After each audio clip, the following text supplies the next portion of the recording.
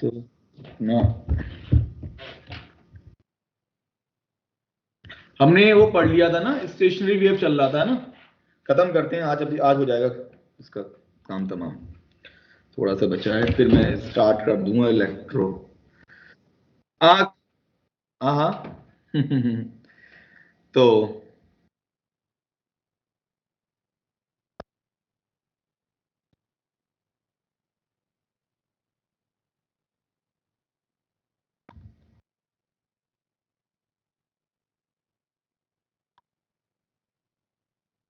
मतलब वायु स्तंभ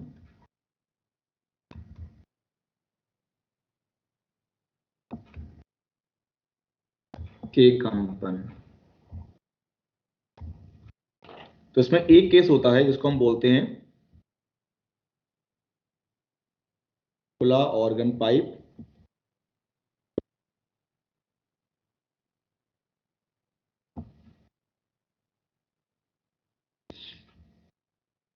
तो जैसे हमारे पास क्या है बेटा, एक पाइप ले लेते हैं, दोनों सिरों से खुला हुआ है,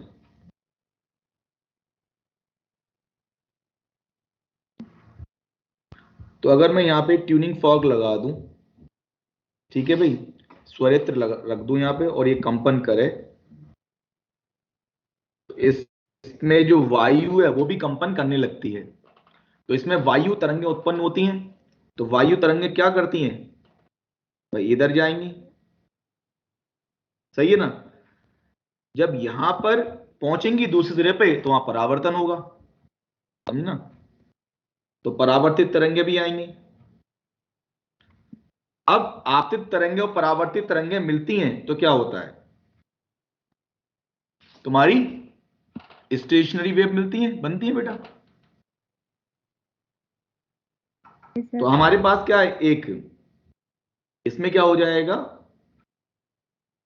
ध्वनि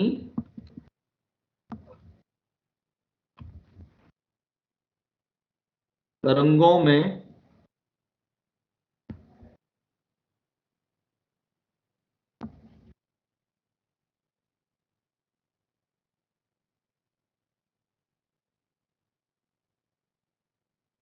अप्रगामी तरंगें बनती हैं, जैसे पहले बनती थी। तो पहला केस क्या है भाई, सबसे सिंपल वाला केस,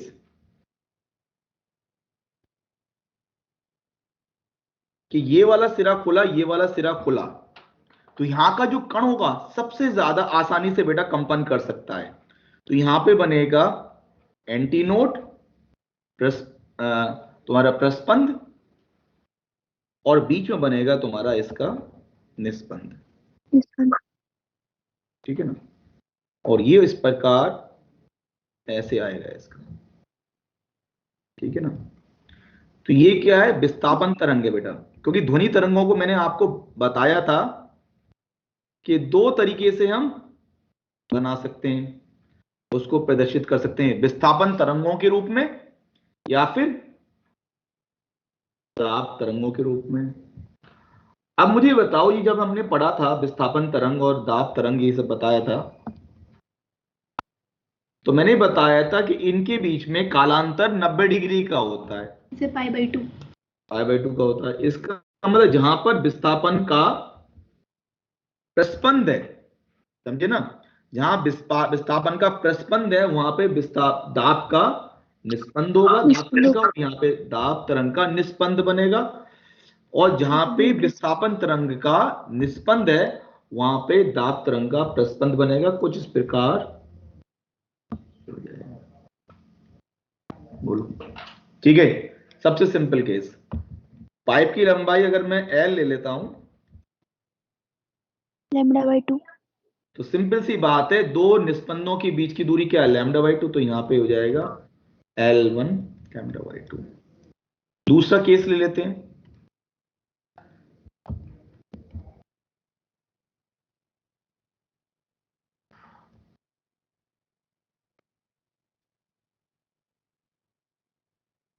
हम इस प्रकार करते हैं, आधा लूप ऐसे बना,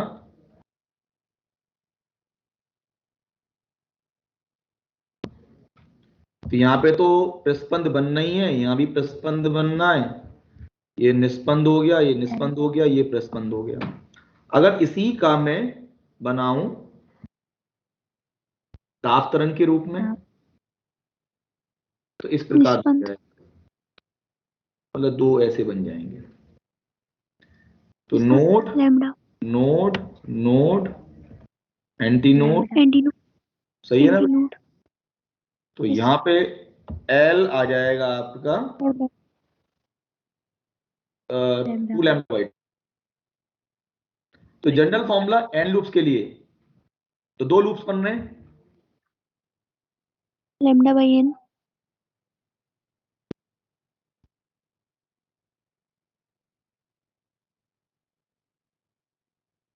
एल इंटू लैम्डा बाई 2। सही है भाई? अच्छा, तो बी बराबर होता है एफ लैम्डा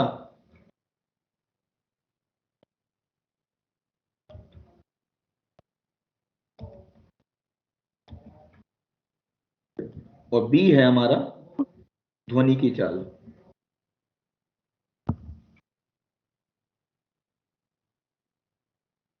सही है भाई?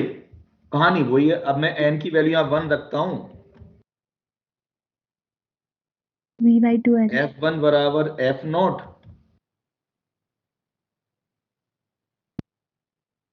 वी बाई 2 एल बाई 2 बोलते हैं हमारा मूल आवृत्ति प्रथम सन्नादि। या प्रथम सन्नादि, कुछ भी बोलते हैं, जो कहानी पहले बताई थी प्रथम सन्नादि भी इसको कह सकते हैं। चलो,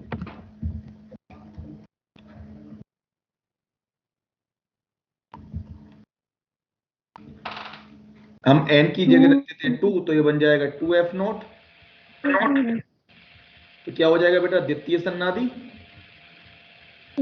प्रथम अभिस्वरक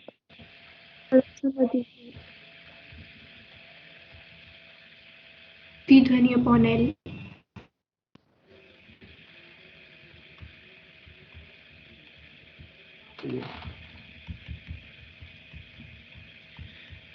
थ्री एफ नॉट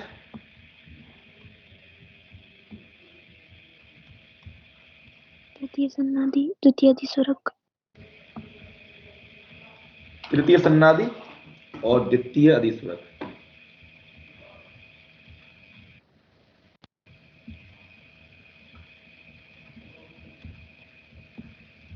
सही है भाई? अब देखो दूसरा केस क्या है। एक सिरे पर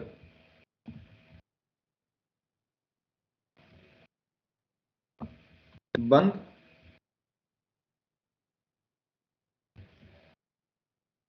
और बन पाए, केवल एक सिरा खुला हुआ है।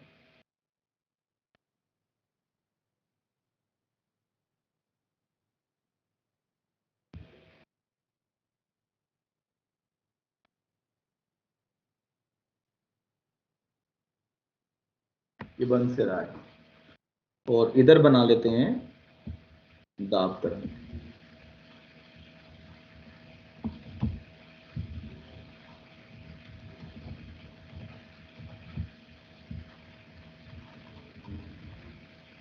विस्थापन तरंग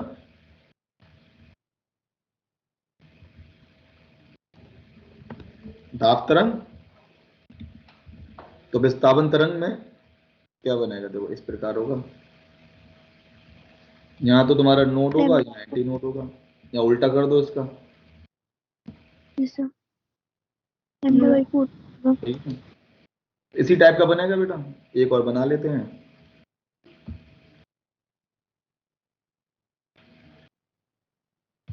विस्थापन तरंग बनाएंगे हम,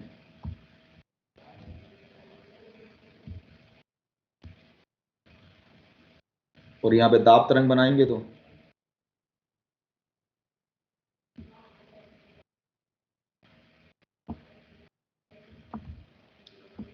क्या हो जाएगी लंबाई इसकी? देखो वही चीज हमने पहले जो लिखी थी 2n-1 4 L lambda equals to B upon F 2n minus 1 by 4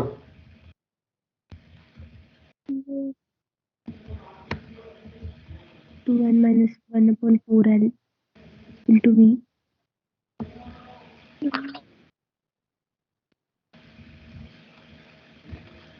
बोलो, ये हो जाएगा। Yes. सही है बेटा। n इक्वल्स टू 1 रखते हैं तो सबसे छोटी आवृत्ति वो जाएगी v by 4l. 4l। इसका नाम रख दो मूल आवृत्ति, या कह देते हैं इसको प्रथम समनादि। प्रथम सन्नादि।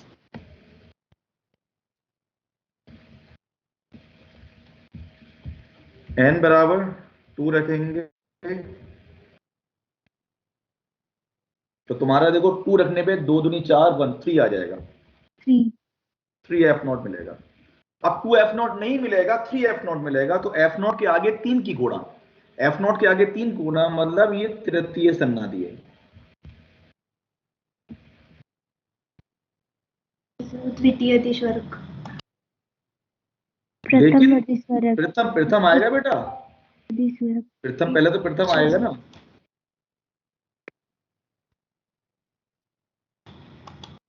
इस टाइप से वो कहानी आगे चलती चली जाएगी, ठीक है भाई। अब इसमें एक है अनुनाद नली। इसमें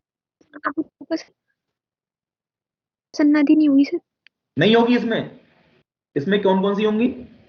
f0 होगी, मैं f0 3 तो ये f0 पहले भी तो कल भी तो पिछली क्लास में तो 5f0 होगी, 7f0 ये होंगी बेटा, केवल विषम संख्या वाली होंगी। सर। सही है।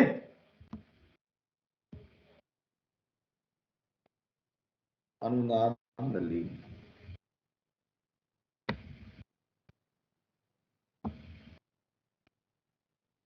Resonance tube. तो इसमें क्या होता है पता है, एक नली होती है जिसमें हम पानी भर देते हैं। तो मान लो मैंने यहां तक पानी भरा,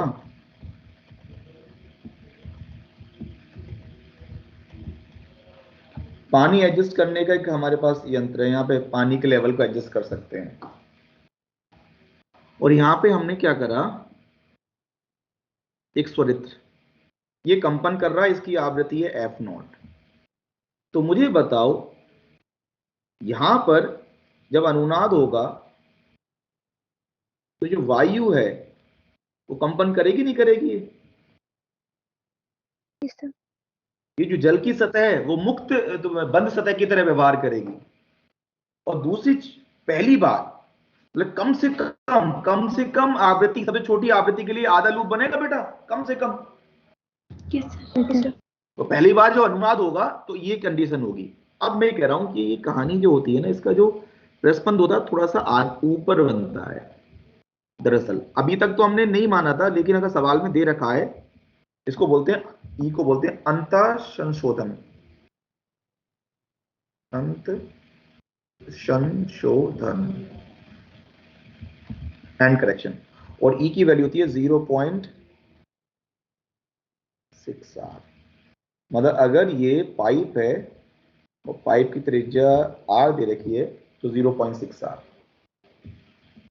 तो मुझे ये बता दो इस केस में यहां पे मैं क्या लिखूं कि भाई इसकी आवृत्ति f, अनुनाद हो रहा है,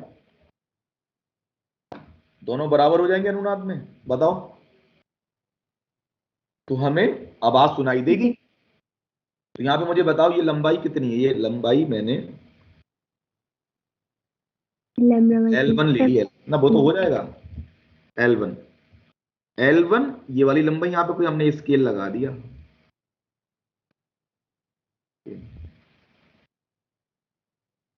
ये 0 से, तो ये रीडिंग ले लेता है, ले लेता है।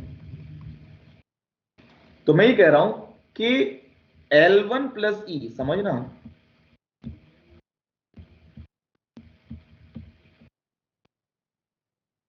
ये लैम्डा बाई 4 होगा। देखो भाई प्रस्पंद और ये निस्पंद है। प्रस्पंद और निस्पंद के बीच की दूरी L1 प्लस ई जो λ/4 होगा। अब क्या है, हमने पानी के लेवल को एडजस्ट किया, फिर देखते हैं अनुनाद कब होता है। तो हर लंबाई पे नहीं होगा, फिर एक लंबाई एक आएगी इस पे अनुनाद हमें मिलेगा। हमने पानी के लेवल को कम कर दिया, तो एक ऐसी लंबाई मिलेगी हमें जहां पे फिर अनुनाद मिल जाएगा हमें।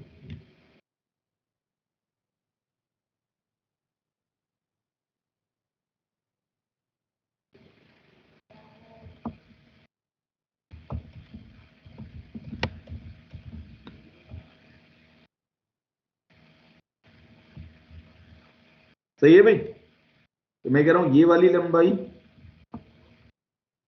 L2 हो गई, लेकिन ये तो ऊपर रहता है ना, ई ऊपर। तो L2 मुझे बताओ, ये दूसरा अनुनाद हो जाएगा L2 प्लस ई। L2 प्लस ई कितना होगा बेटा, बेटा बताओ। सी λ/4। C λ/4। सही है। L2 और L1 ये हम यहां से प्राप्त कर लेते हैं, हमें पता मेजर कर लेंगे ये। अब ये दो इक्वेशन मिली हमें। तो मैं ये कह रहा था, इनको घटा दो पहले तो।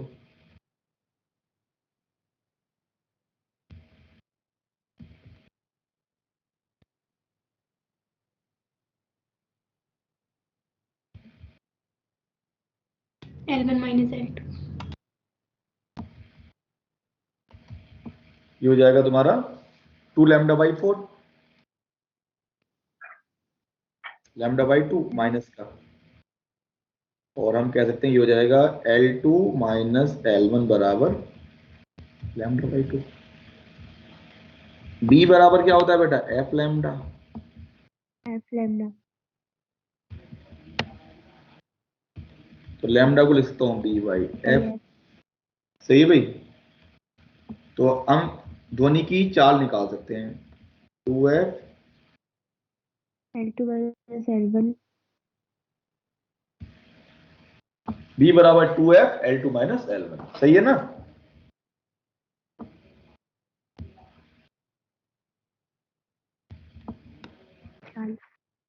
सही है भाई, यहां से आ जाएगा ये F आवृत्ति है। दूसरा अगर मुझे E निकालना है तो E भी निकाल सकते हैं। देखो E निकालने के लिए हमारे पास क्या है, λ2 माइनस λ1 हमारा ये आया है। एक चीज ये भी निकाल सकते हैं कि λ1 प्लस ई λ/4 है।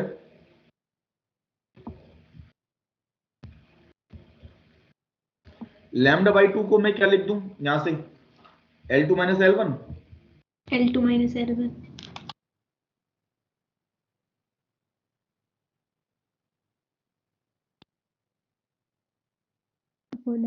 L1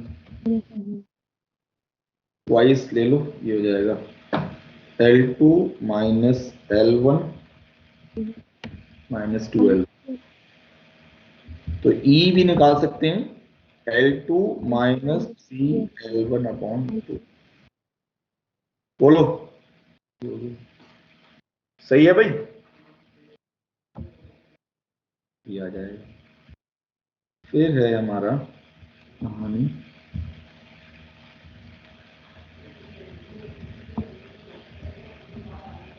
Nispand Leeds. जो ईसीजी होता है ना, ईसीजी किसी ने देखा है, वो जो बीट्स का जो ग्राफ होता है वो यस सर।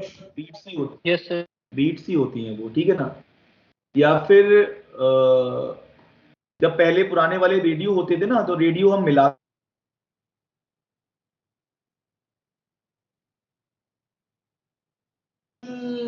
ऐसा कुछ आवाज आती थी, कभी अचानक बहुत तेज सी आवाज। सही है ना। तो जब दो स्टेशन की फ्रीक्वेंसी मिल जाती थी ना, तब वहां पे बीट्स उत्पन्न हो जाती थी। तो बीट्स होती क्या, बीट्स होती क्या है, सुनो। हमारे पास एक तरंग है, मान लो कोई भी तरंग हो, सब में होती है। एक तरंग ली हमने, A sine omega T, 2 pi omega को 2 pi F1 T minus K X और एक दूसरी तरंग ले ली उसी दिशा में जा रही है तरंग,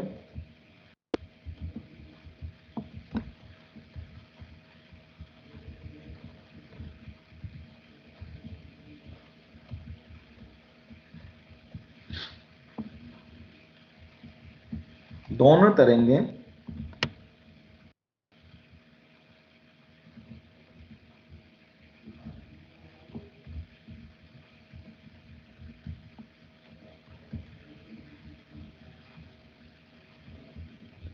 गतिमान है, इनके बीच अंतर है आवृत्ति का, ये बहुत कम है। कम मतलब 10 हर्ट्ज से कम होना चाहिए तभी हमें मिल पाएगा। ये दो चीजें हैं। जब ऐसी तरंगें एक बिंदु पे मिलती हैं, मान लो x बराबर 0 पे मिल रही हैं, सही है, तो x बराबर 0 पे मिल रही है, पहले चलो बाद में x बराबर 0, जब तरंगें का अध्यारोपण करते हो तो y1 प्लस y2 हमें मिलता है a 2 pi f1t minus kx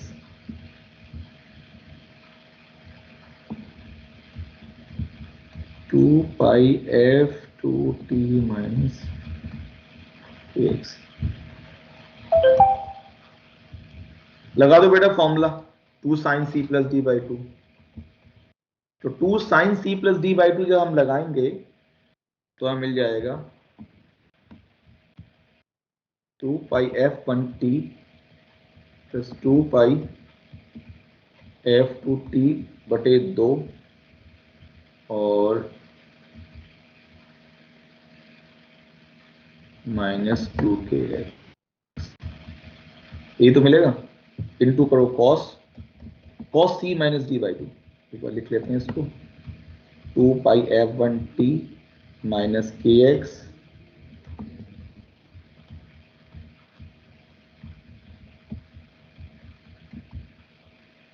बटे 2। थोड़ा इसको सिंप्लीफाई कर लेते हैं, 2a cos, इसको मैं 2 पाई को कॉमन लेता हूं, f1 माइनस f2 बटे 2 और kx तो इनका कट जाएगा, 2 पाई बाई 2 इंटू टी। उसके बाद में हमें मिलता है साइन, साइन में क्या मिलेगा, 2 पाई मैंने ये कॉमन ले लिया, f1 plus f2 t minus kx। तो ये तरंग मिली है। तो ये क्या हो गया, तो इसमें कौन सा फॉर्मूला लगाया आपने? ये लगाया ना मैंने, sine C plus sine D वाला लगाया ना बेटा, पहले भी दिखाया होगा, sine C plus sine D, तो sine A sine B cos है। 2 sine C plus D by 2 cos C minus D by 2। सही है। तो मैं ये कह रहा था, इसको ऐसे देख लो, ये तो तुम्हारा ए आर हो जाएगा आयाम, और ये हो जाएगा sign 2 pi f1 plus f2 by 2, इसको f एवरेज लिखने बेटा।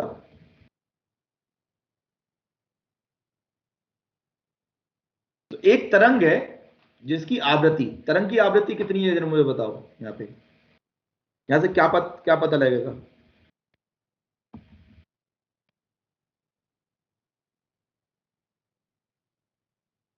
आवृत्ति तो हमारी हो गई है 2 पाई ओमेगा, मतलब ओमेगा, एफ एवरेज हो गई है, ओमेगा तो तुम्हारी हो गई है, सॉरी आवृत्ति नहीं सर, ओमेगा। हाँ ओमेगा, तो ओमेगा हो गई है 2 पाई एफ एवरेज, सही है ना। और एफ एवरेज की वैल्यू हमारी कितनी निकली यहाँ पे, f1 प्लस f2 बाई 2। सही है। दूसरा, तो एक तरंग आगे बढ़ रही है पॉजिटिव दिशा में, दूसरा तरंग का आयाम pr PR AR। तो तरंग का आयाम हमारा किसके बराबर है, ये निकल के आया है 2a cos 2A cos pi 2 pi f1 2 pi F average F1 minus F2 by 2। तो आयाम क्या है, ये समय का फलन है। yes,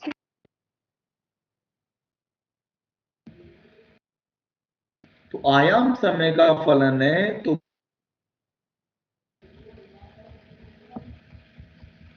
तीव्रता भी क्या हो जाएगी, समय का फलन। मतलब तीव्रता भी समय के सापेक्ष परिवर्तित होगी। तो तीव्रता क्या होती है, तीव्रता हमारी हो जाएगी AR एम्पलीट्यूड के समानुपाती होता है बेटा, बोलो। yes sir अगर आयाम के स्क्वायर के समानुपाती, तो अब ये देखो,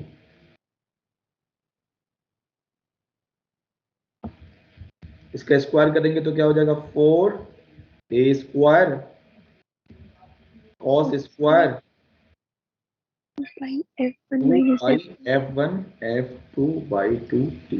equals तो मतलब तीव्रता समय के सापेक्ष बदल रही है, तो क्या होगा, कभी तीव्रता अधिकतम सुनाई देगी हमें, कभी न्यूनतम।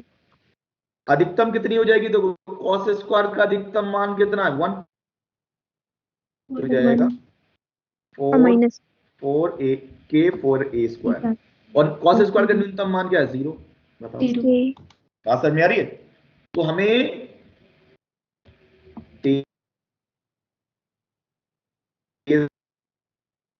फिर माइनस होगा ना, माइनस क्यों अरे स्क्वायर हो जाएगा वो यार, स्क्वायर हाँ, है, तो माइनस में प्लस 1 हो स्क्वायर करना जाएगा। है हमें। और यहाँ पे क्या है, धीमी आवाज। तो कभी हमें तेज आवाज सुनाई देगी, फिर कुछ देर बाद फिर वो तेज आवाज रिपीट होगी, तेज आवाज। तो तेज आवाज बार बार हमें सुनाई देगी एक निश्चित अंतराल के बाद, ऐसे ही धीमी आवाज हमें एक निश्चित अंतराल के बाद सुनाई देगी। अब सुनो, ये जो है,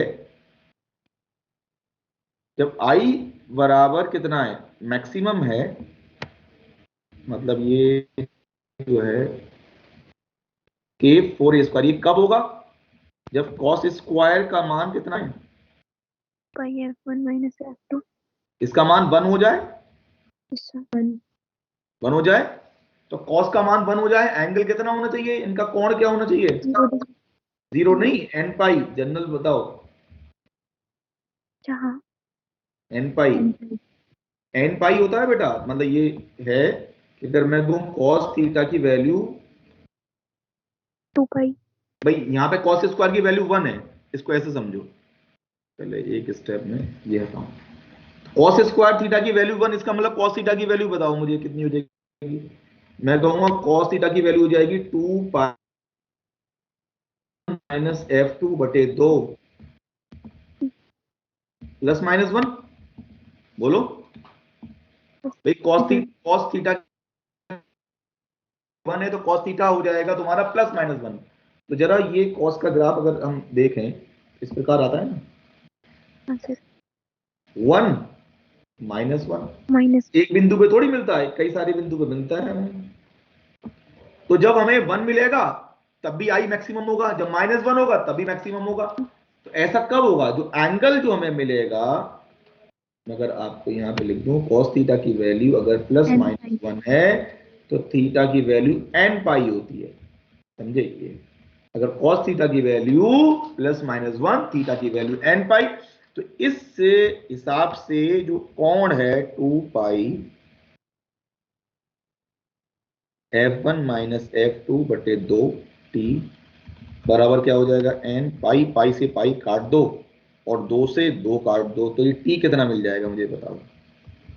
n by f1 minus f2।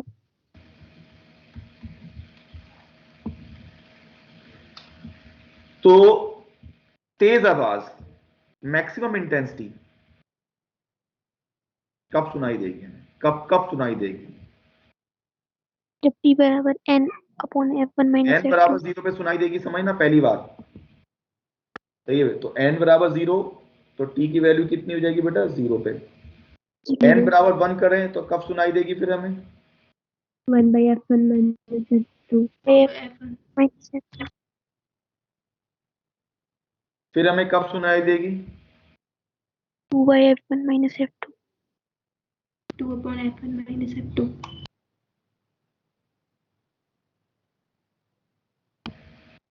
फिर हमें कब सुनाई देगी? इस टाइप से चलते चले जाएंगे। अच्छा, इसी प्रकार अगर मैं बात करता हूं मिनिमम इंटेंसिटी की, सही है भाई,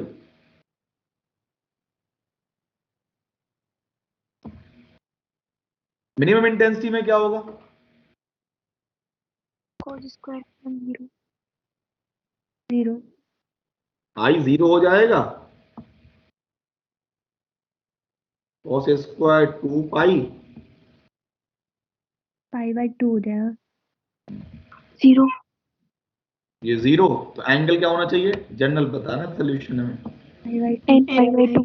n π/2। n पाई बाई 2 नहीं बेटा, 2n माइनस 1 पाई बाई 2 या 2n प्लस 1 पाई बाई 2। देखो कैसे हाँ सर। भाई, n की वैल्यू 0 रखोगे आप, यहाँ पे फिर रख देते हैं हम, π/2। तो तो किससे पहले π/2। काटे? पाई से पाई कट जाएगा, 2 से 2 कटेगा, t आपका मिलेगा 2n plus 1 f1 minus f2 t। सही है, f1 f1 minus f2 t। अब देखो यहाँ पे देख लो तो मिनिमम इंटेंसिटी देखते हैं कब कब मिलेगी, जब n की वैल्यू मैं 0 रखता हूं, सही है, यहाँ पे 1/2। तो हमें जब मिलेगी वो समय आ गया, समझ ना बेटा? 1/2 f1 minus f2। सही है, फिर मैं ग्राफ बनाऊंगा, फिर जब n बराबर 1 रखूंगा तो मुझे मिलेगी, वो समय आ जाएगा 3/2। 3/2 f1 minus f2।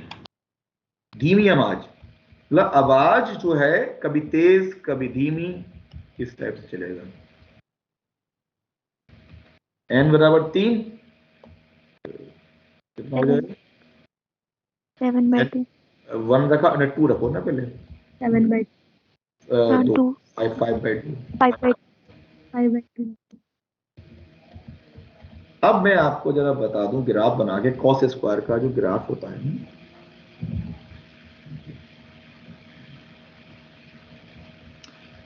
तीव्रता का अगर मैं बनाऊं और समय के बीच में, तो मेरा पहले तीव्रता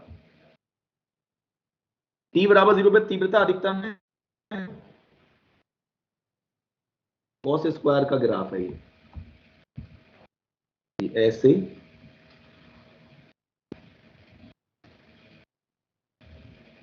ऐसे,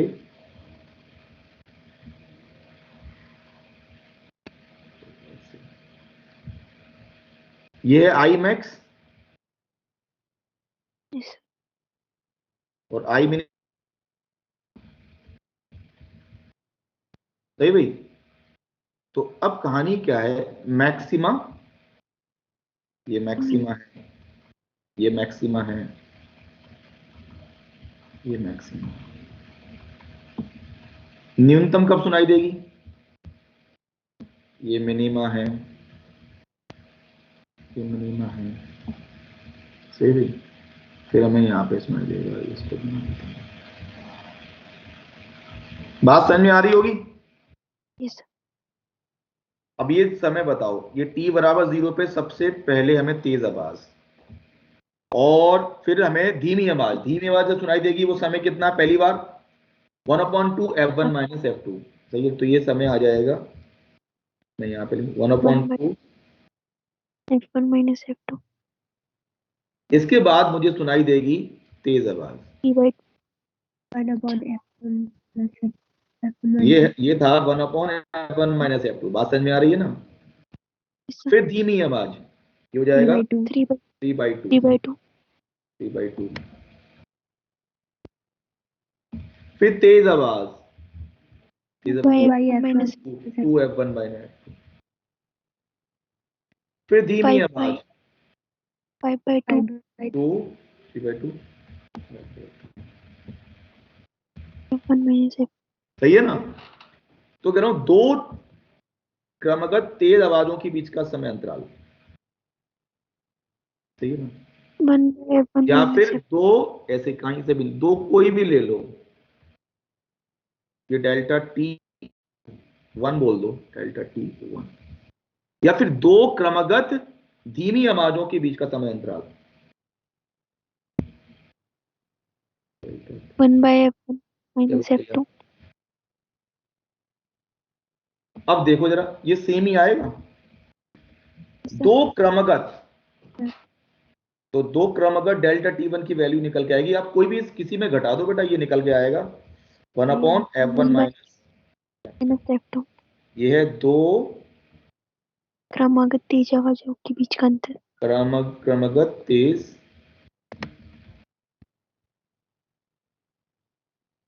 आवाजों या धीमी नहीं। है समय अंतराल।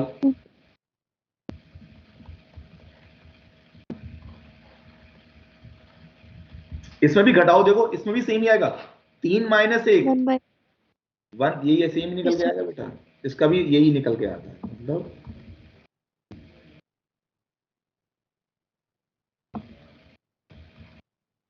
दो क्रमगत धीमी आवाजों के बीच समय अंतराल। धीमी आवाजों के बीच समय अंतराल।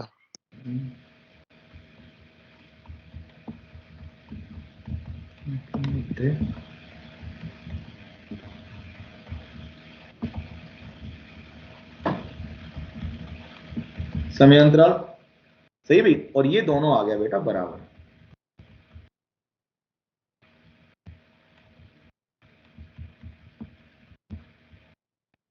तो इसी को हम क्या बोलते हैं बेटा, इसी को बीट्स बोलते हैं, विस्पंद बोलते हैं। तेज आवाज, धीमी आवाज, तेज आवाज, धीमी आवाज, ये क्या है, बीट्स है, इनको बीट्स बोलते हैं।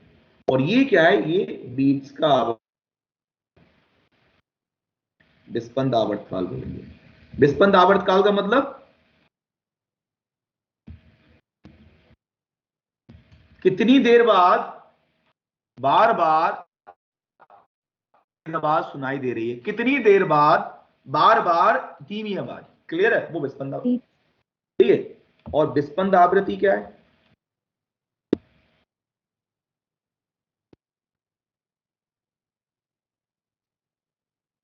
F1 plus F2/2. एक सेकंड में कितनी बार तेज आवाज या धीमी आवाज। धीमी आवाज सुनाई देती है। समझ आ गई बात, वो विस्पंद आवृत्ति है। तो विस्पंद आवृत्ति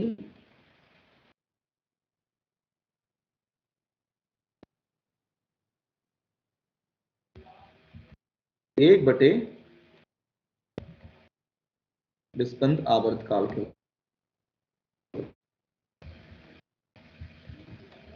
तो विस्पंद आवृत्ति एफ भी 1/delta T. और ये हो जाएगा 1/F1 माइनस F2, डायरेक्ट लिख देते हैं। तो क्या हो जाएगा बेटा, F1 माइनस F2, क्लियर है बात। तो ये आ जाएगा विस्पंद आवृत्ति एफ बीट बराबर F1 माइनस F2। समझे, ये समझ। अब हम सवाल करते हैं उसके बाद में, क्वेश्चन करो।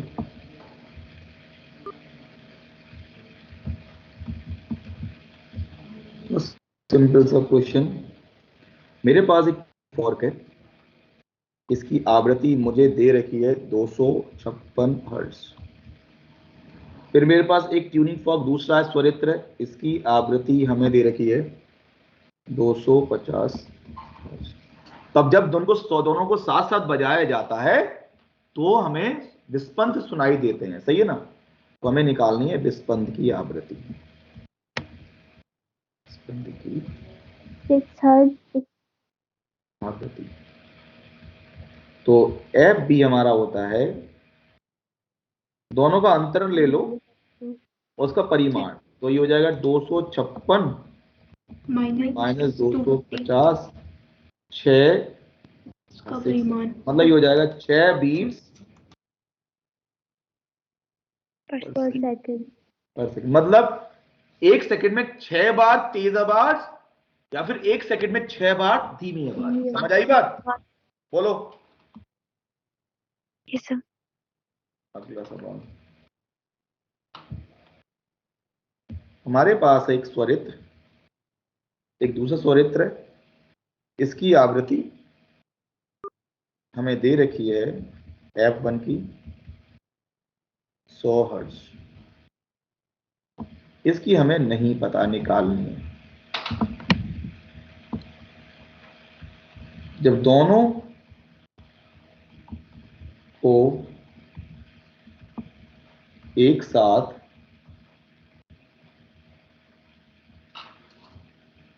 जब दोनों एक साथ ध्वनि उत्पन्न करते हैं,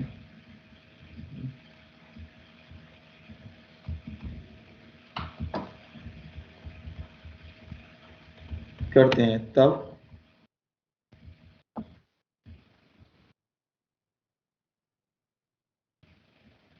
प्रति सेकंड 8 बीट्स सुनाई पड़ती है। F2 निकालो। 108 हाँ बेटा, तो बीट फ्रीक्वेंसी क्या है? 92। नहीं, दो आंसर आएंगे देखो हमेशा। 92 और 108। अंतर लेना है। तो F बीट क्या हो गया? F1 माइनस F2 का परिमाण। इन्होंने बोला ये F बीट कितना? 8 और ये F1 जब 100। मैं ये मोड हटाता हूं तो एक प्लस भी आ सकता है और एक माइनस भी आ सकता है। इसके अनुसार F1 का मान 100 है और ये F2 बराबर प्लस माइनस है। अगर हमें F2 निकालना है तो 100 प्लस माइनस 108 और F 90 के दो मान संभव है कि भैया 92 हर्ट्ज भी पॉसिबल है और 108 हर्ट्ज भी पॉसिबल है। बात समझ में आ रही है? दो आंसर संभव होंगे। ठीक है, अब सवाल है, एक कॉन्सेप्ट और है। अगर स्वरित्र है ये, तो ये एक्चुअली ये जो है ना, इसको मैं हैवी कर दूं, मॉम लगा दूं इसको। स्वरित्र, इनको प्रोंग्स बोलते हैं। यदि स्वरित्र के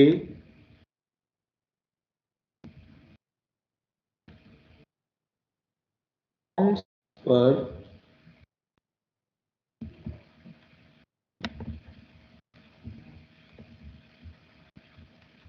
मॉम लगा दिया जाए,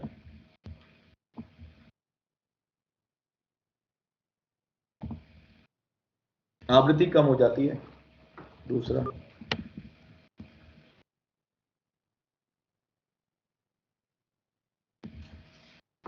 स्वरित्र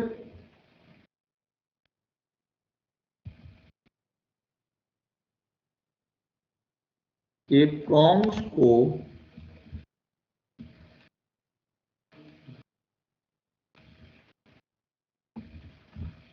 घिस दिया जाए। सही है। इससे क्या होता है? द्रव्यमान कम हो जाएगा, आवृत्ति बढ़ जाती है। सही है ना? ये यार, तो जब मॉम लगाएंगे तो भारी हो जाएगा। सही है भाई? यहाँ पे क्या हो जाएगा? जड़त्व तो बढ़ जाता है। यहाँ पे भाई द्रव्यमान बढ़ा दिया हमने, जड़त्व बढ़ा दिया। यहाँ पे क्या है? आवृत्ति क्यों बढ़ रही है? क्योंकि बेटा जड़त्व कम हो रहा है। द्रव्यमान कम हो रहा है। जड़त्व कम हो जाएगा। ठीक है, ये अब सवाल क्या है? एक सवाल करते हैं।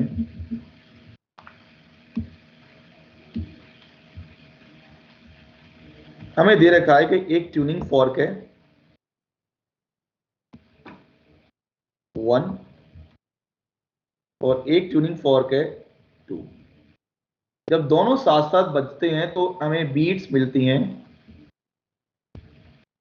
3 बीट्स 3 बीट्स पर सेकेंड,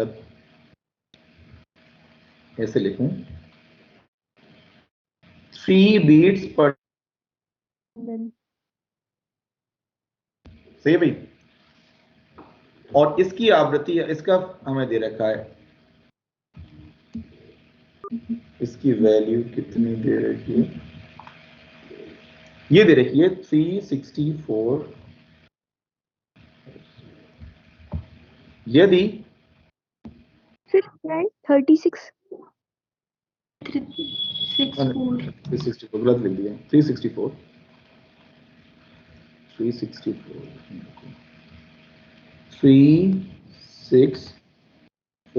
हर्ट्ज। यदि प्रथम स्वरित्र पर, ऐसा नहीं बहुत ज्यादा लोड, थोड़ा सा हल्का सा लगाते हैं, पर मोम लगा दिया जाए,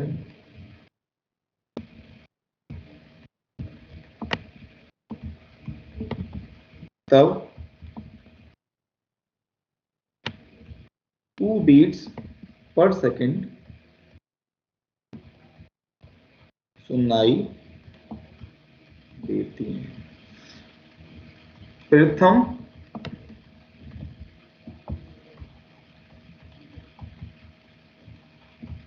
स्वरित्र की आवृत्ति बताओ, ये सवाल है। बात समझ में आ रही है? प्रथम स्वरित्र की आवृत्ति बताओ, ये सवाल है। तो बेटा मैं ये कह रहा था कि एक तो कहानी हमारे पास ये है कि F1 367 या फिर मॉड अगर मैं करूंगा पहले, सही है, तो ये कितना है, 3 आएगा उसके अनुसार, सही है। F1 हमें नहीं पता कितना है, बस इन्होंने ये कहा कि अगर थोड़ा सा मॉम लगा दिया तो आवृत्ति कम हो जाती, तो बताओ उसकी प्रारंभिक आवृत्ति, प्रारंभिक लिख दूं, मॉम लगाने से 367 पहले वाली, सही है ना भाई, प्रारंभिक आवृत्ति क्या है। तो F1 माइनस F2 3, तो इसका मतलब मैं ये लिख सकता हूं F1 ये 364 प्लस माइनस 3, तो मैं इतना तो बोल ही सकता हूं कि जो F1 की जो वैल्यू, उसके दो आंसर हो सकते हैं, 367 367 हो सकता है या 361 हो सकता है। अब सवाल पैदा होता है कि इन दोनों में से कौन सा लें, समझे ना, ये है। तो वो हमें मदद कौन मॉम सा, लगाया था, मॉम जो लगाया है वो वाली बात हमें मदद करती है। तो दूसरी चीज है, आप एक काम करें, हाँ सर, तो कम ही होगी आवृत्ति तो। हाँ सुन लो पहले सुन लो, कौन सा चुने, कौन सा चुने। अब मैं ये कह रहा हूं, मैं ये चुनता हूं F2 माइनस F1 बराबर 3 चुनता हूं। तो F2 कितना लूं मैं, 364, वो तो पता है मुझे, और F1 को मुझे कितना लेना पड़ेगा इसके अनुसार, 361 सही है भाई। सर। अब ये ऐसा कर सकता हूं मैं, लेकिन अब चेक करना है, इसको चेक करना है। तो F1 माइनस F2 होता है ना। अरे बेटा कुछ अंतर है ना, पहले में से दूसरा कोई भी घटा दो ना, ये तो कर रहे हैं F1 माइनस F2, मॉड लगा रहे ही लगा रहे हैं। हाँ सर, फिर तो 361 होगी। जाओ रुको रुको, अभी बात पूरी हुई कहां है, यही तो कहानी है इसमें। अब चेक करते हैं, अब चेक करते हैं कि F2 मैंने मॉम लगा दिया, मॉम लगाने से F1 क्या डिक्रीज हो जाएगा, होगा कम, तो ये क्या हो जाएगा 364, ये तो निश्चित है। F1 बराबर, देखो अगर मैं ये कम हो गया, डिक्रीज कर रहा है, ये वाली चीज 364 ही है, ये पहले 361 था, अब कम हो गया, तो बताओ अंतर जो होगा ये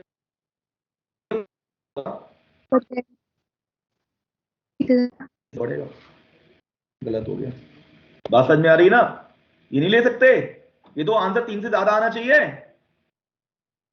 हाँ सर। बात समझ में आ रही है, लेकिन इन्होंने तो क्या बताया कि बीट्स कितनी हो रही है, 2, कम हो रही है। इसका मतलब क्या करना पड़ेगा, हमें क्या लेना पड़ेगा, बस ये आ गया। हम ऐसा कर दें तब भी तो बात वही है ना, ऐसा करने के लिए मुझे क्या लेना पड़ेगा, 367, समझे, चेक कर लो। मॉम लगाऊंगा तो F1 कम होगा नहीं होगा? F1 को ना 361 वाला F1 है, F1 माइनस 364। अब ये कम हो गया, कम, ये वाला तो निश्चित है, और ये चीज पहले जितनी उससे कम हो गई, तो आंसर जो भी होगा 3 से कम नहीं आएगा क्या? बोलो, बताइए। 2 हो रहा है ना, तो 3 से कम हो रहा है, सही है, तो इसका हमारा आंसर कौन सा होना चाहिए? हम बोलेंगे कि F1 जो होगा,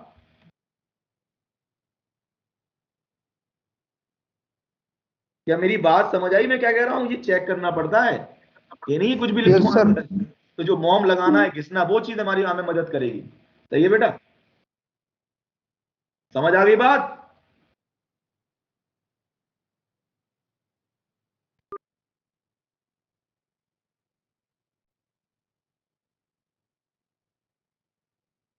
डॉपलर प्रभाव, जब आप स्टेशन पे खड़े हो तो रेलगाड़ी दूर से जब आती प्रतीत होती है, तो जैसे जैसे स्टेशन की तरफ बढ़ती है, तो उसकी सीटी की आवाज तेज होती चली जाती है ना, और स्टेशन से चल के अब वो दूर जा रही है, तो जैसे जैसे दूर जाएगी तो उसकी सीटी की आवाज कम होती जाती है। कम कम होती होती जाती। सही है ना भाई? ये सुनो, तो क्या होता है,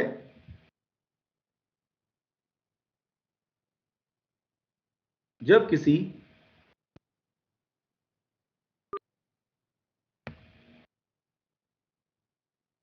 ध्वनि स्रोत, सोर्स लिखता हूं, जब किसी ध्वनि सोर्स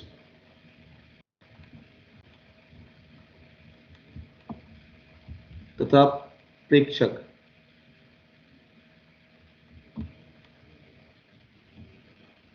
प्रेक्षक मतलब जो आवाज सुनता है, लिसनर, जो आवाज सुनेगा, के मध्य सापेक्षिक गति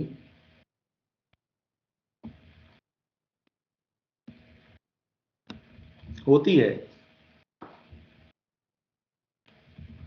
तब प्रेक्षक द्वारा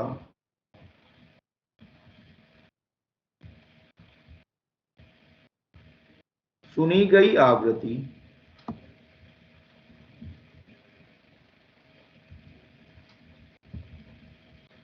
सोर्स की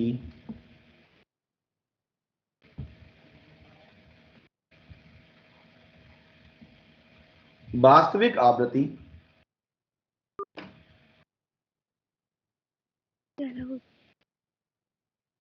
से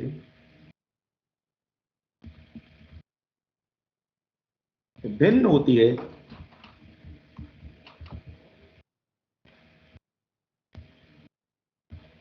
इस प्रभाव को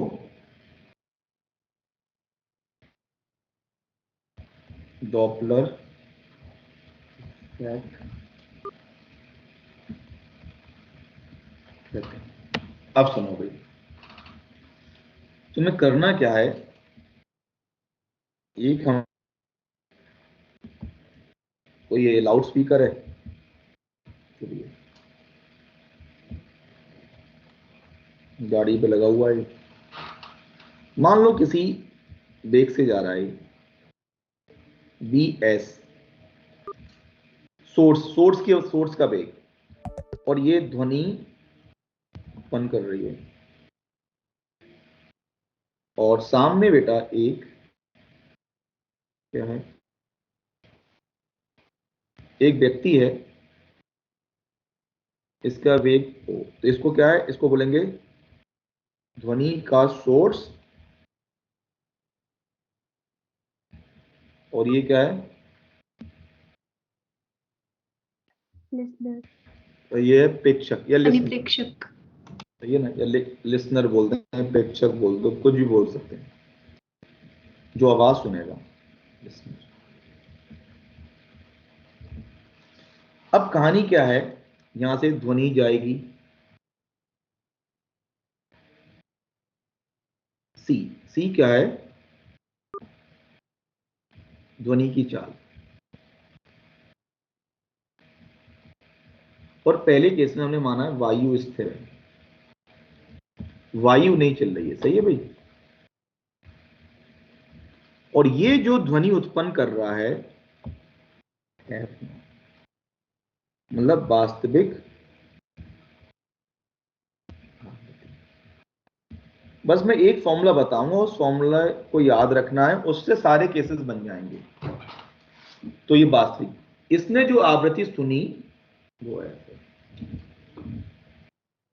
इसको बोलेंगे प्रेक्षित आवृत्ति। प्रेक्षित।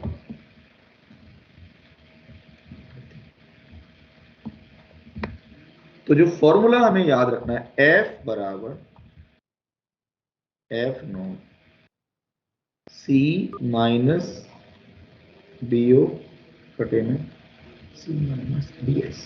सही है भाई? ये तो फॉर्मूला हो गया आपका।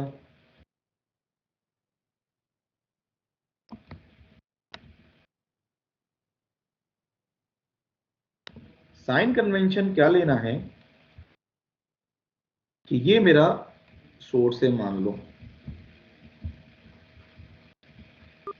और ये मेरा ऑब्जर्वर है।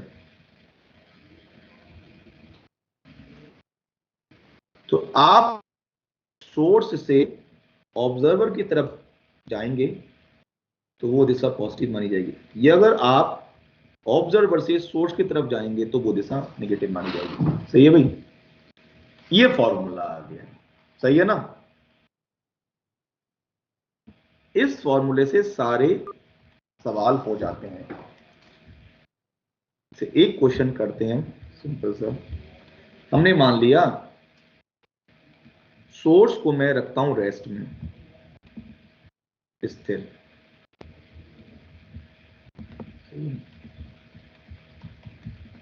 आवृत्ति जो इसकी F0 है, ये जा रहा है बेटा V1 से जा रहा है पिक्चर, ये स्थिर है। ध्वनि की जो चाल है वो क्या है? वो C है। तो हमें आवृत्ति निकालनी है, मतलब प्रेक्षित आवृत्ति।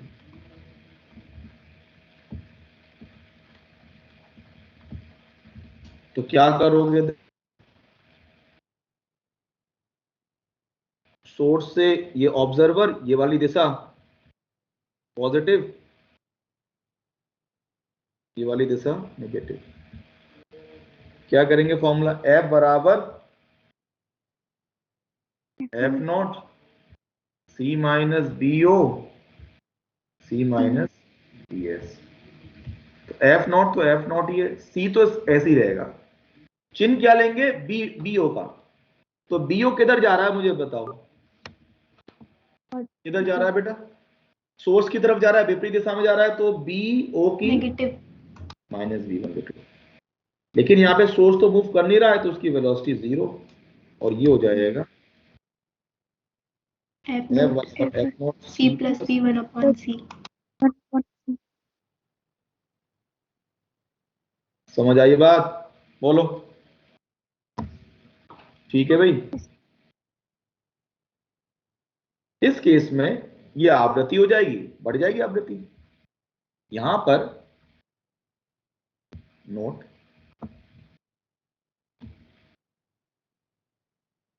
यदि सोर्स स्थिर है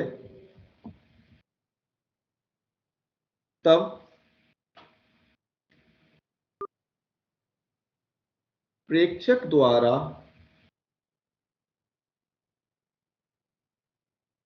प्रेक्षित तरंगदैर्घ्य सोर्स की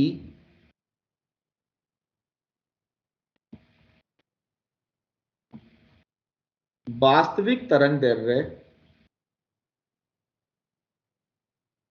के बराबर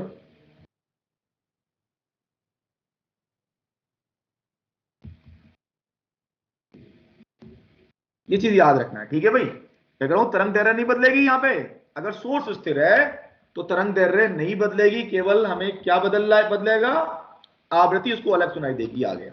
अच्छा, मैं इसमें थोड़ा चेंज कर देता हूं, हवा चला देता हूं।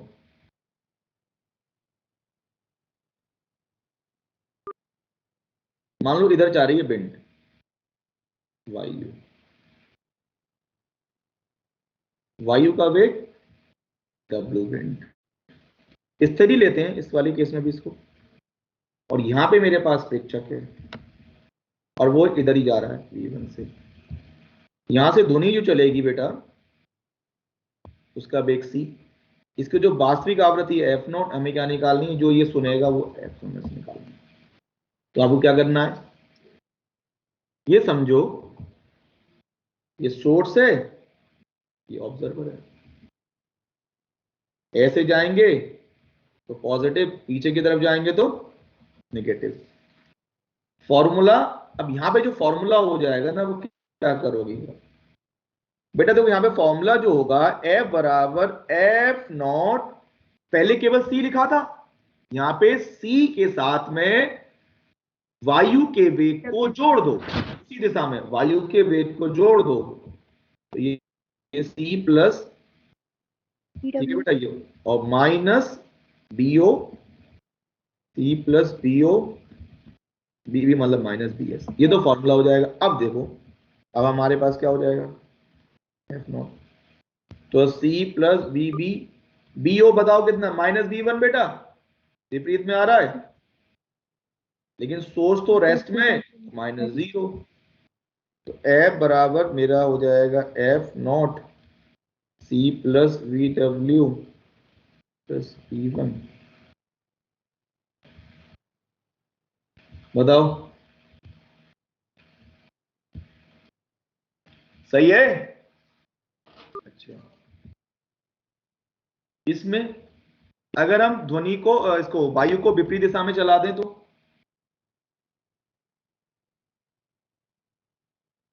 माइनस हो जाएगा। भाई ध्वनि तो इधर जा रही है, ये प्रेक्षक है ना, E minus VW. ये प्रेक्षक है। सही से बना लेते हैं। मतलब इस फॉर्मूले से हम सारे सवाल हो जाते हैं बड़ी आसानी से। तो ये B1 से जा रहा है, लेकिन मैंने वायु इधर चला दी, वायु में कुछ टेंशन की बात ही नहीं है, इसकी वास्तविक आवृत्ति F0, F हमें ज्ञात करना है। तो फॉर्मूला यहाँ पे क्या लिखा जाएगा, फॉर्मूला लिखेंगे F बराबर F0, C जो था ना, C minus C VW minus लिख लो, और Minus माइनस BO, ये तो फॉर्मूला हो जाएगा minus VW. Minus BS। बाकी अब हम चिन्हों के साथ रखेंगे, तो O की Minus जगह क्या V1 लिखूं, माइनस V1 रख दूं, और इसकी जगह 0. इसकी जगह 0 जाएगा, C minus VW plus V1 upon हो जाएगा C माइनस VW। बोलो बेटा सही है भाई, Yes, sir. सही है। आप देखो,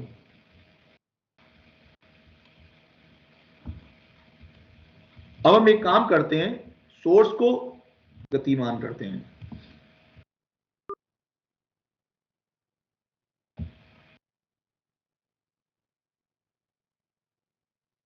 ये कोई वेग B2 से जा रहा है, या B1 ही लेते हैं,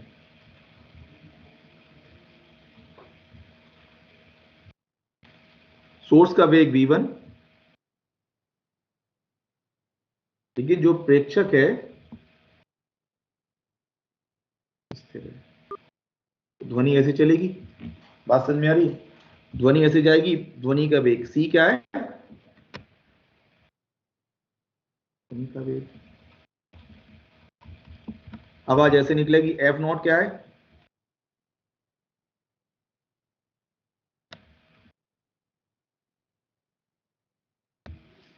हमें निकालना है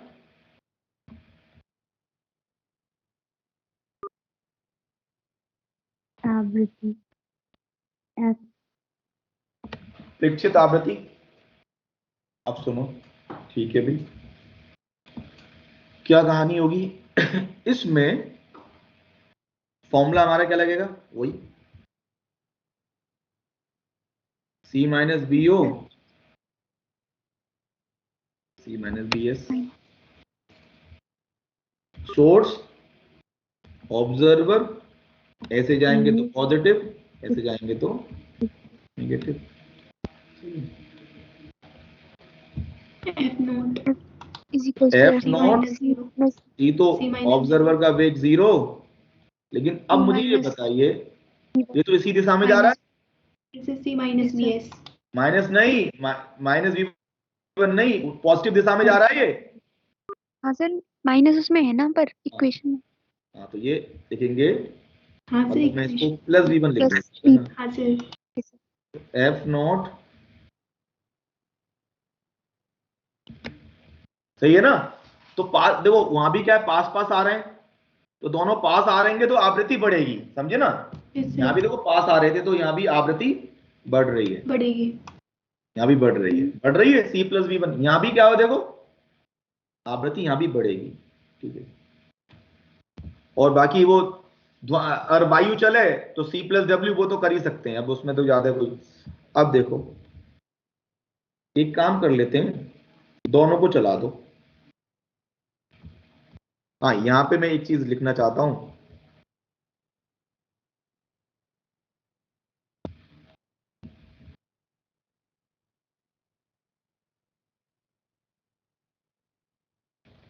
जब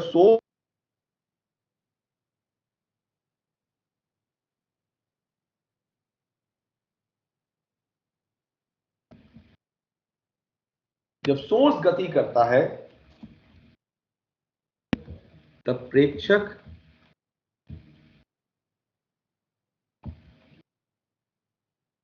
द्वारा प्रेक्षित तरंग दैर्ध्य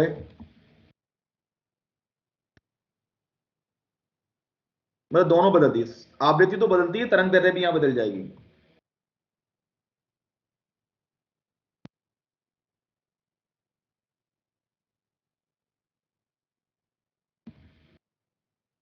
दोनों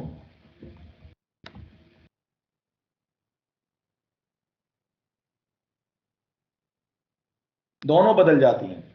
अब सुनो, अगले सवाल में दोनों को गति करा देते हैं, कैसे भी ये ले लेते हैं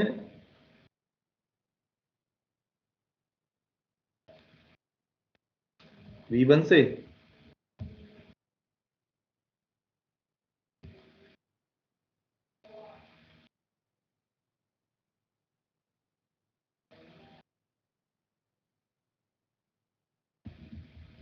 V2 से,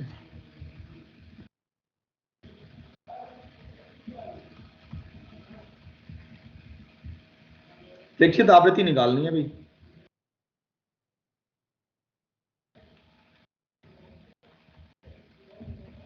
तो देखो क्या होगा, कैसे निकालेंगे भाई? फॉर्मूला वही, सोर्स इधर जाएंगे तो दिशा पॉजिटिव, इधर जाएंगे तो दिशा नेगेटिव। नेगेटिव। फॉर्मूला क्या लगाएगा? F बराबर F note C minus Vs। देखो C plus V2 upon C minus अब देखो, ये C पास आ रहा है, मतलब ये विपरीत दिशा में जा रहा है, तो माइनस कर दो, C माइनस V2 ये उसी दिशा में जा रहा है, पॉजिटिव V1।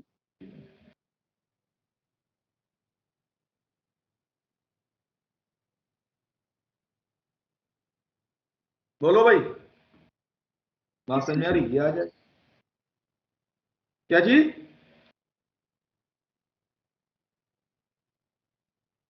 कट जाएगा, माइनस तो माइनस प्लस हो जाता है, कट के आ जाता है यार, क्या है यार, माइनस तो माइनस की गुणा होती है तो प्लस नहीं बन जाता है, कट जाता है, ये तो बात कहना, माइनस और माइनस की गुणा होगी तो क्या होगा पता?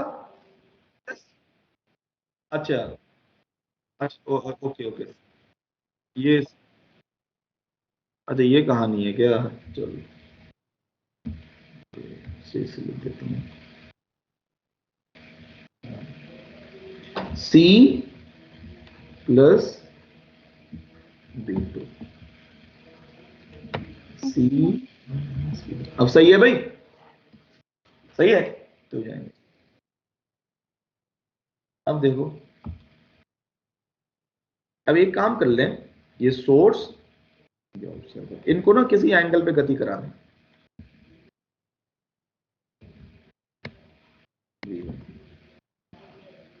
तो इसको मैंने इधर करा दी गति, ऑब्जर्वर को,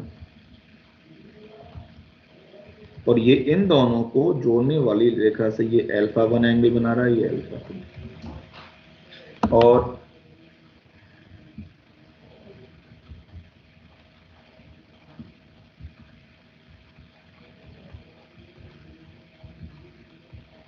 वास्तविक आवृत्ति f0 है, प्रेक्षित आवृत्ति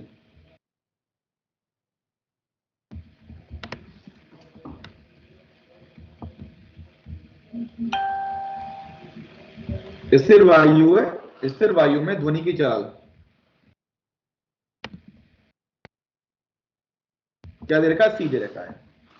तो करना क्या है इसमें आप लोगों को, सी एस सोर्स, ये ऑब्जर्वर, आपको वेगों के घटक लेने पड़ेंगे, cos α1 हाँ, मतलब आपको घटक लेने पड़ेंगे दोनों को जोड़ने वाली रेखा के अनुसार, बस इतना करना है। मान लो ये α1 आ गया, α2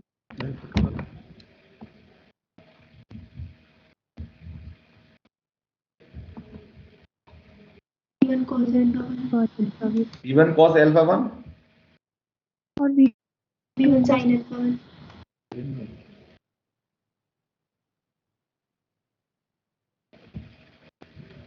V2 cos α2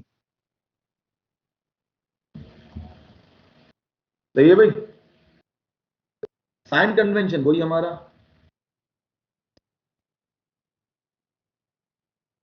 पॉजिटिव। पॉजिटिव इधर नेगेटिव। अब यहां पर ये जो फॉर्मूले होंगे, f0, पहले मैं लिखा हूं, सी तो ऐसे रहेगा, C minus CO on C minus yes minus इसको मैं क्या बोल दूं, माइनस वीएस इसको मैं घटक बोल दूं ना, पैरेलल लिख देता हूं, सी माइनस, ऐसे लिख ही देता हूं मैं से। मैं ये कहना चाह रहा था, ये हो जाएगा बी एस। यहां पे ये क्या है, सोर्स के जोड़ने की दिशा में वेग का घटक, बात समझ में आ रही है? कौन सा वाला? दोनों को बनाने वाली जोड़ने वाली रेखा के अनुसार, ऐसे क्या है, पी का घटक उनको जोड़ने वाली रेखा के सही है ना? बस इतनी चीज याद रखनी। अब देखो असाइन कन्वेंशन वही है, तुम्हारा आंसर हो जाएगा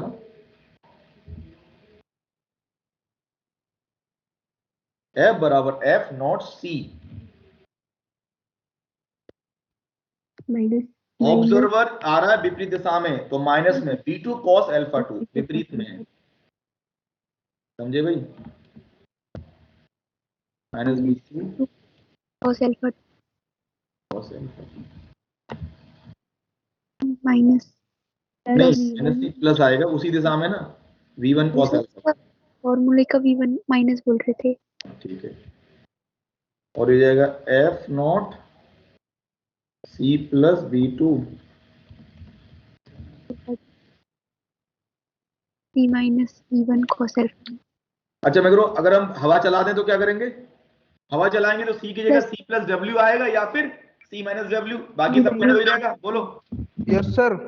हवा चला दें तो सी की जगह सी प्लस डब्ल्यू या सी माइनस डब्ल्यू, जैसे वो तो कहीं भी कर सकते हैं। हो गया। अच्छा, और क्या सवाल बन सकता है? देखो इसमें एक हम ले लेते हैं,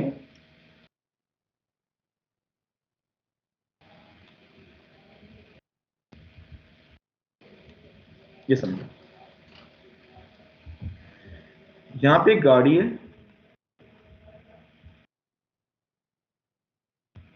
गाड़ी में ड्राइवर है और यहाँ पे हमारे पास लाउड स्पीकर लगा हुआ है और ये हमारी दीवार है।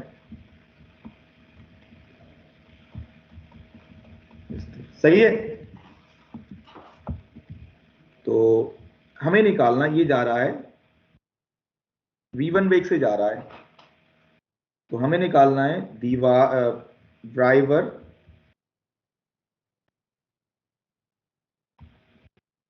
द्वारा चुने गए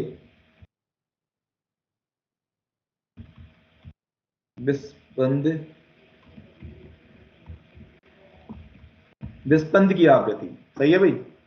तो इसकी जो मूल आवृत्ति है वो f0 है, जो ध्वनि उत्पन्न हो रही है, ध्वनि आगे जाएगी तो उसका वेग c है। तो ड्राइवर जो है दो ध्वनि सुनेगा, एक तो सुनेगा डायरेक्ट, भाई ड्राइवर की बात करूं और एक टकरा कर आएगी। तो एक तो ध्वनि आ जाएगी डायरेक्ट,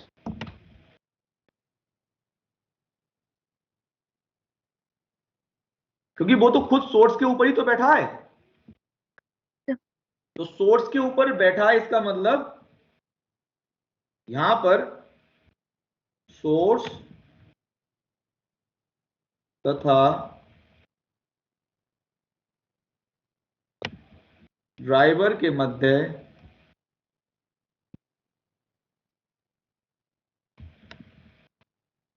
सापेक्षिक गति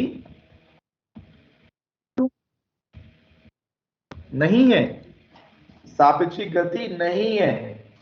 तो मुझे ये बताओ, ये सापेक्षिक गति नहीं है तो कहानी क्या होगी?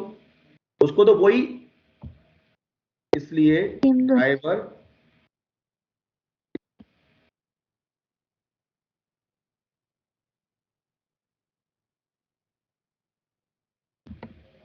वास्तविक आवृत्ति सुनेगा। तो इसको मैंने 1 का मतलब F1 बोल दिया। सही है भाई। तो वो सिंपल। अब दूसरा ये है कि जो ध्वनि जा रही है आगे टकराएगी भी तो।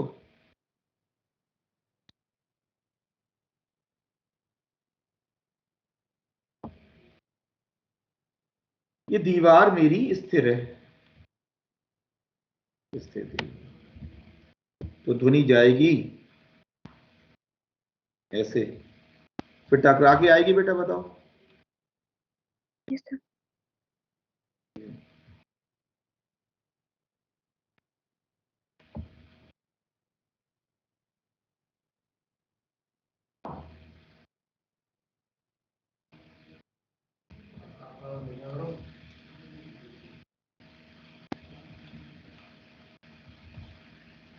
बोलो। तो टकराने के बाद में इसका वेग, तो गाड़ी का वेग कितना दे रखा है? v1। उसको समझने के लिए एक काम करो कि पहले तो टकराएगी तो इस पर कितनी आवृत्ति, मान लो यहां पे एक कोई प्रेक्षक, मान लो ऐसे ऐसे समझ लो, यहां पे एक प्रेक्षक बैठा है, एज्यूम कर लिया। क्या हुआ भाई? एक सेकेंड, ये नाटक कर रहा है। तो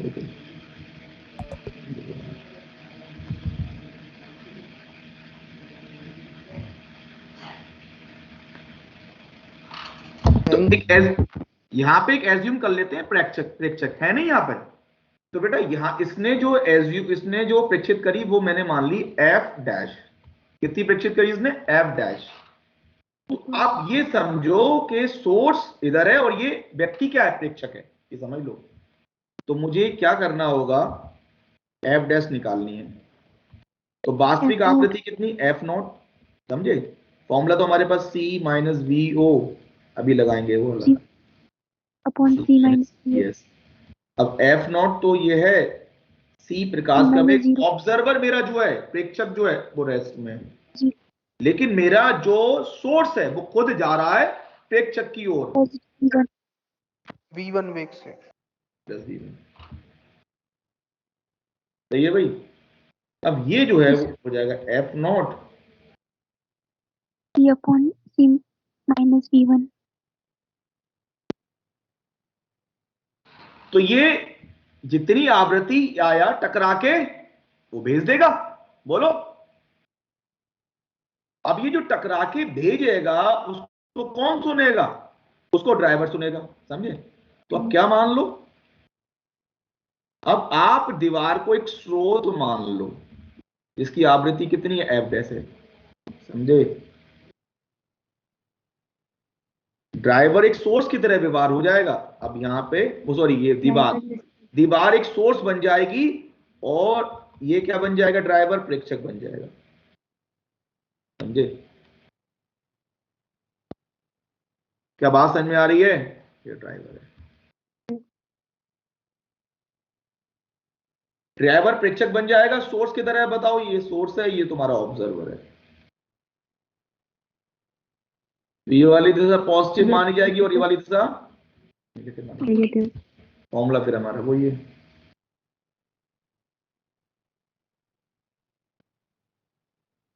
क्या करेंगे भाई यहाँ पे, मैं क्या कर रहा था, आपको करना क्या है, दीवार के ऊपर एक व्यक्ति को बैठा दो, तो ये व्यक्ति कितनी आवृत्ति सुनेगा, ये सुनेगा, मतलब वहां पे कोई व्यक्ति नहीं है, हमने मान ली इतनी सुनेगा। अब ये दीवार से तरंग जाएंगी और टकरा के वापस भी तो आएंगी, बोलो। तो अगर कोई दीवार है, यहाँ पे जितनी तरंगें एक सेकंड में जा रही हैं उतनी तरंगें एक सेकंड में वापस आएंगी, बोलो। तो एफ डैश तरंगें एक सेकंड में जा रही हैं, तो एफ डैश तरंगें एक सेकंड में वापस आएंगी। तो हमने क्या मान लिया, दीवार को एक स्रोत मान लिया जिसकी आवृत्ति एफ डैश है। अब प्रेक्षक कौन बन जाएगा, ड्राइवर प्रेक्षक बन जाएगा, ये सोर्स बन जाएगा पुराना वाला। सो अब उसको मतलब अब ये हमारा ये है, क्योंकि हम कौन सी किसकी बात कर रहे हैं, जो ध्वनि टकरा के आ रही थी ऐसे ही घूम के आ रही है, हम इसकी बात कर रहे हैं जो टकरा के वापस आ रही है, समझे। तो ये इसने जो आवृत्ति सुनी वो F2, और ये अब सोर्स की आवृत्ति क्या हो गई, एफ डैश। फॉर्मूला क्या है,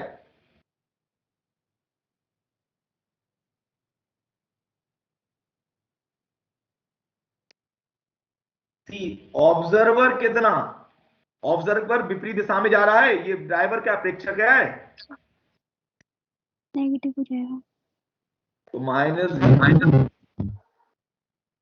V1 हो जाएगा। और सोर्स का, क्योंकि दीवार तो स्थिर है, तो दीवार स्थिर है तो 0। एफ डैश बता दो जरा, एफ डैश कितना हो जाएगा, एफ डैश तो ऊपर निकाला हुआ हमने, C upon C minus F V1. Not C upon C upon C minus C minus V1 है ना, C माइनस V1। V1. और ऊपर क्या हो जाएगा, C plus V1 upon C, C से C कट जाएगा।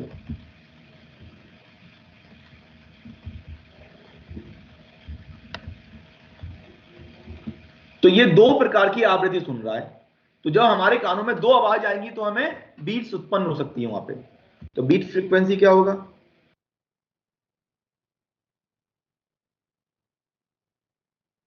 F2 minus F2.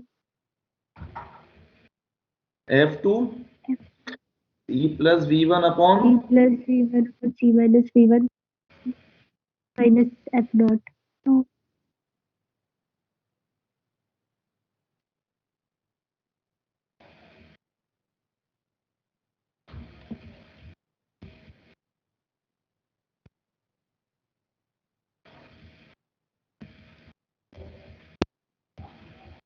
Minus C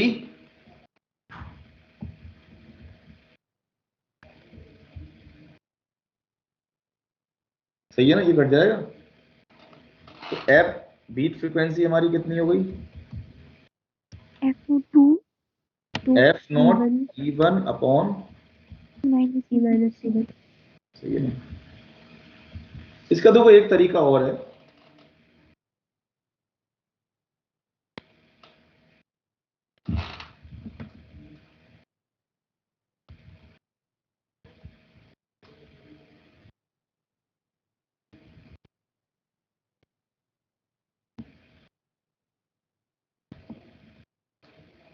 image method. Image method क्या है कि जैसे ये दीवार थी, तो क्या करो, इसको दर्पण मान लो।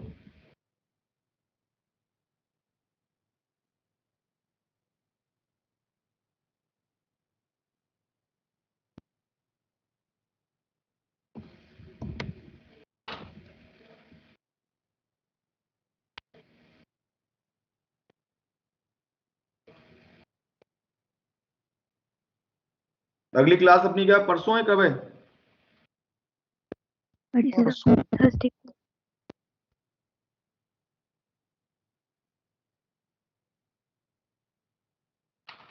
तो ये एफ नॉट और कितने से जा रहा था, B1, तो यहाँ पे ड्राइवर, सामने इसकी प्रतिबिंब बना लो। तो प्रतिबिंब बनाएंगे ना बेटा, अगर हमारे पास ये दीवार, इसका प्रतिबिंब भी इधर आएगा, वो भी कितने से आएगा, V1 को। भाई दोनों पास पास आएंगे, सही है। और ये भी आवृत्ति कितनी हो जाएगी, अब क्या करो, F2 अगर निकालनी है तो इसको आप सोर्स मान लो, और ये क्या हो जाएगा, फिर ऑब्जर्वर ऑब्जर्वर हो जाएगा। मतलब सोर्स से ऑब्जर्वर, ये वाली डायरेक्शन पॉजिटिव, और इधर जाएंगे तो नेगेटिव। तो हमें F2 तो निकालना था, तो इस ऑब्जर्वर ने जो F2 सुनी वो बराबर हो जाएगा एफ नॉट, F0 फॉर्मूला लगा देते हैं पहले, CBO। C minus BO C minus BS. तो मैं कह रहा हूं ऑब्जर्वर कौन है, B1,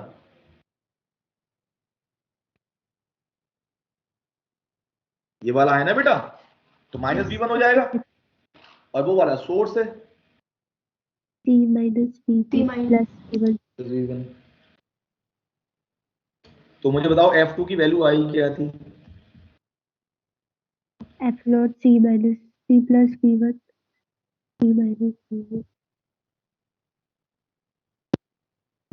यही तो आया था, बाकी तो फिर वो घटा दो, वो तो सेम चीज है, घटा तो देंगे ही। मतलब ये बताना चाह रहा हूं, तो ये भी इससे आ गया नहीं, आ गया बताओ, बोलो। ठीक है भाई, अगले क्लास में एक दो सवाल मैं बता दूंगा। अगले क्लास में पता है क्या करना है, इलेक्ट्रोस्टैटिक स्टार्ट कर दूंगा मैं, अब आप सवाल करना है इसके। जब आप आज टाइम पढ़ाओगे सर? हाँ, एक दो सवाल और है बस, एक सवाल और करा दूंगा, हो गया ना बस।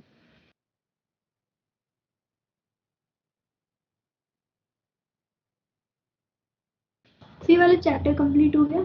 हो गया बेटा, और क्या, कब तक चलेगा भाई, और ये टॉपर तक।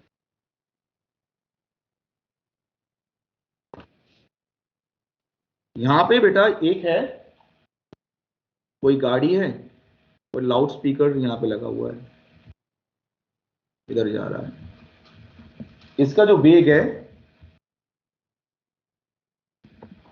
120 किलोमीटर पर आवर,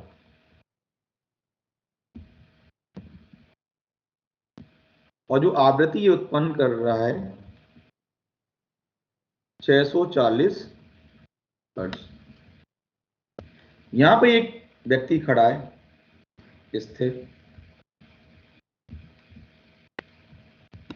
ये 400 मीटर है और ये 300 मीटर पर है अभी इस किनारे से, सही है, ये स्थिर है। हमें निकालना है व्यक्ति द्वारा सुनी गई आवृत्ति, ये आप करो। व्यक्ति कितनी आवृत्ति सुनेगा, सही है भाई, ये आप निकालो। समझे? ऑप्शन बना देता हूं मैं।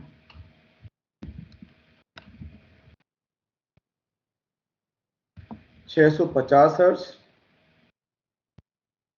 630 हर्ट्ज, 6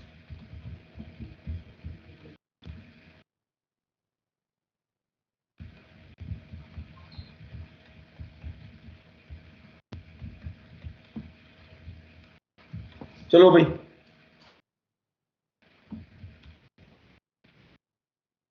देखो सोर्स गति कर रहा है, पहले इसको मीटर पर सेकंड में कर लो कन्वर्ट।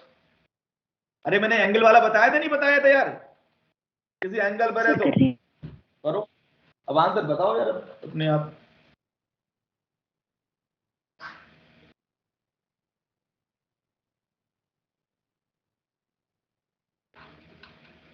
अब इसके क्वेश्चंस आप कर लेना जितने भी हमने टॉपिक कर लिए हैं।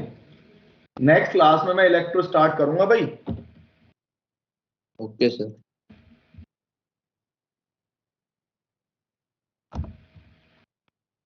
क्या आंसर होगा बता।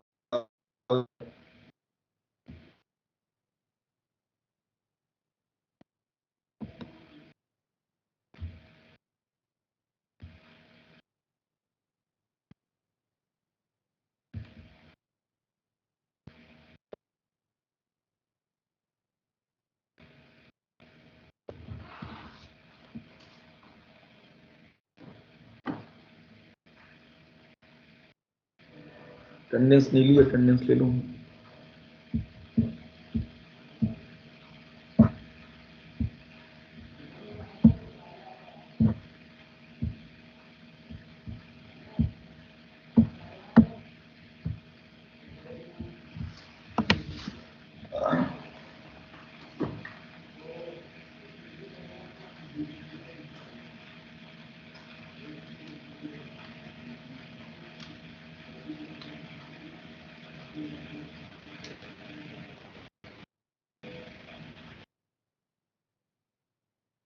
अरे यार सीधे फॉर्मूला लग जाएगा, पहले तो इसका वेग को वो कर लो, बी को।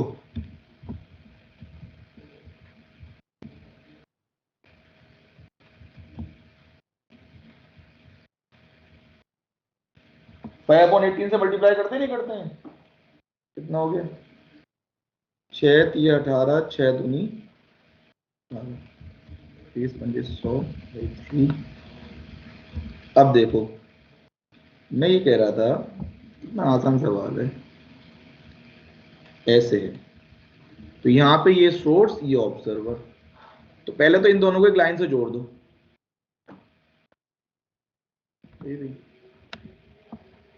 ये 400 मीटर, ये 300 मीटर, तो ये एंगल कितना हो जाएगा?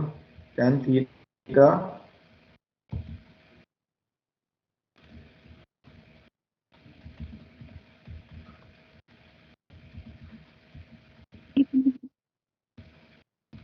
तिरपन।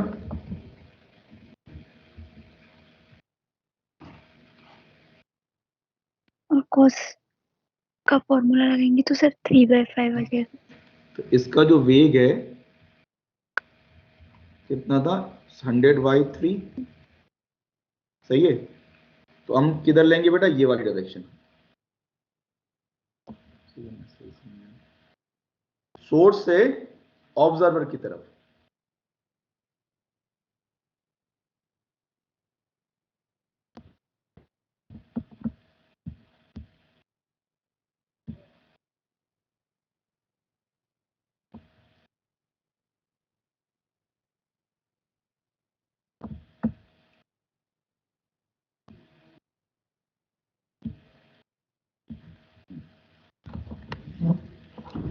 तो ये हो जाएगा ऐसे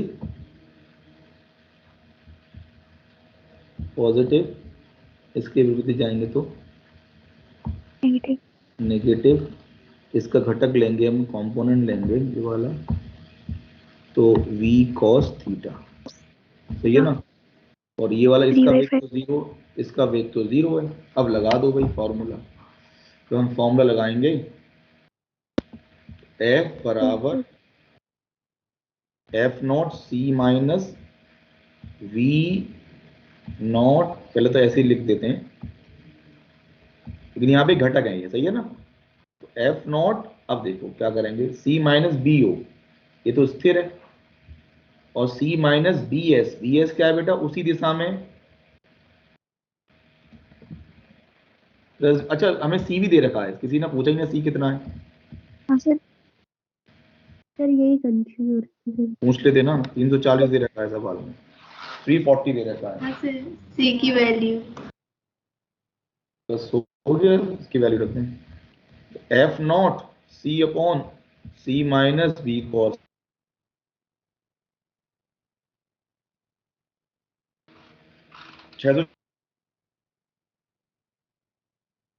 640 680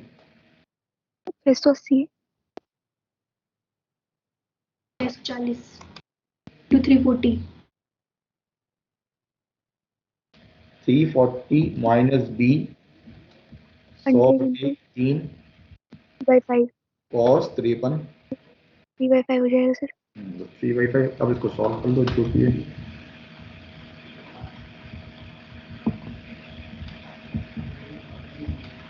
तो 20 हो जाएगा। 680 हो जाएगा सर। 5 दूनी 10, 320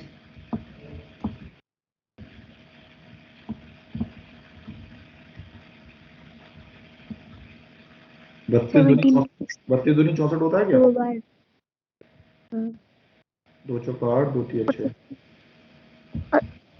680 680 680 सही है बेटा, समझे? C की वैल्यू बताई नहीं थी आपने। अरे अगर पूछ लेते, ये पूछ लेते सर ना। C था है। सी दे रखा है, मैं लिख देते हैं सवाल में।